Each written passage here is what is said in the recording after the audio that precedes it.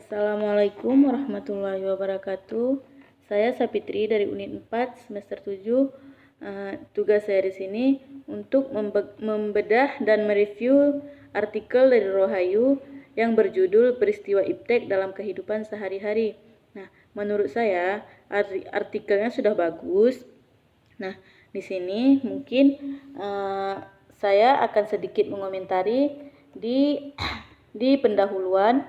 Nah, di pendahuluannya ini ada muda perkembangan. Nah, muda perkembangan ini menurut saya setelah titik melanjutkan kata seharusnya spasi terlebih dahulu. Nah, ada kata yang ilahi. Nah, kata yang ilahi ini sebaiknya tidak perlu menggunakan bahasa yang tidak tepat. Seharusnya langsung saja menuliskan Allah Subhanahu wa Ta'ala. Begitu juga dengan kata yang ilahi di bawah ini. Baiklah, selanjutnya ada kehidupan manusia menjadi lebih baik. Nah, di sini di kehidupan manusia menjadi lebih baik, lebih praktis ini, menurut saya penjelasannya terlalu sedikit. Nah, ada manfaat pertama iptek. Nah, ada manfaat pertama, kenapa tidak ada manfaat kedua dan seterusnya. Sebaiknya tidak perlu dituliskan pertama, namun langsung menjelaskan manfaat iptek. Selanjutnya lagi ada sebenarnya. Baiklah, di awal paragraf seharusnya lebih masuk ke dalam sekali tab. Selanjutnya lagi ada di nomor 2 itu di penggunaan smartphone. Nah, kata asing atau bahasa Inggris ditulis miring. Kata asing ditulis miring karena kan bahasa Inggris seperti tulisan smartphone itu ditulis dengan tulisan miring. Nah, sebaiknya setiap penggunaan dibuat dengan poin-poin seperti A. Penggunaan smartphone, B. Penggunaan laptop, C. Penggunaan mesin produksi. Nah, selanjutnya lagi yang kedua ada fundamental. Nah, di sini seharusnya menggunakan bahasa yang mudah dipahami saja. Selanjutnya lagi ada komunikasinya. Nah, di sini dari awal paragraf hingga akhir paragraf tidak menyebutkan bahwa paragraf ini terdapat dari sumber mana atau referensi mana.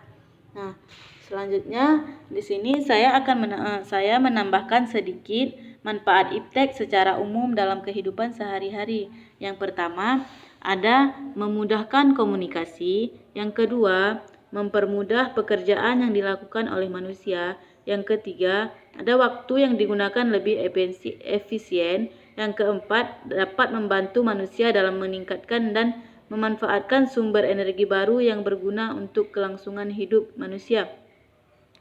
Yang kelima, ada sumber daya alam yang ada di bumi ini lebih mudah dikelola dengan optimal dan berkualitas. Nah, seperti contoh kecil, dengan adanya kemajuan teknologi ini kini mulai banyak bermunculan kegiatan yang dilakukan secara nyata, bisa dilakukan hanya lewat teknologi dengan kita genggam. Hal ini akan sangat memudahkan siapapun dalam melakukan sebagai hal menjadi lebih efisien.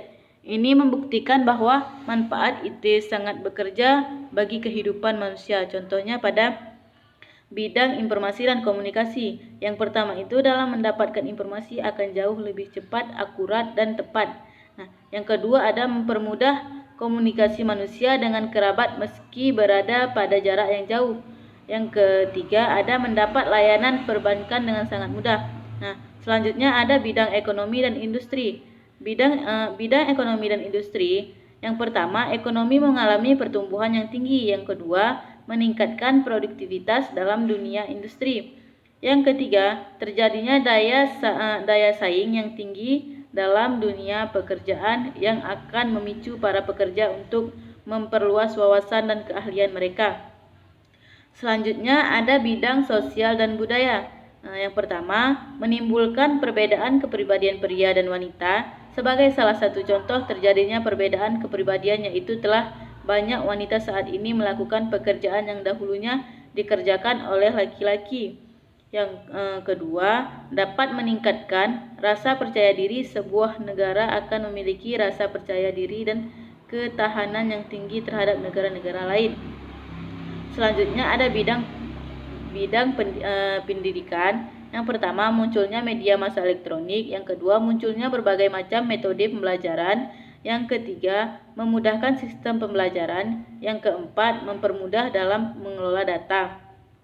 Selanjutnya ada bidang politik. Di bidang politik ini, yang pertama, munculnya kelas menengah baru. Yang kedua, terjadinya proses regenerasi pemimpin. Yang ketiga, timbulnya kesadaran regionalisme yang dapat melahirkan kekuatan ekonomi. Nah, selanjutnya ada kebutuhan pokok manusia. Yang pertama, menemukan bibit unggul dalam kurun waktu yang singkat, sehingga dapat meningkatkan produksi pangan yang berlimpah. Yang kedua, dapat menemukan suatu alat yang akan membantu dalam mengumpulkan hasil produksi pangan. Yang ketiga, dapat mempercepat dalam membuat pakaian dengan jumlah yang banyak. Yang keempat, membantu pembangunan rumah dan gedung-gedung yang berteknologi tinggi. Sekian dari hasil review saya. Wabillahi taufiq wal hidayah. Wassalamualaikum warahmatullahi wabarakatuh.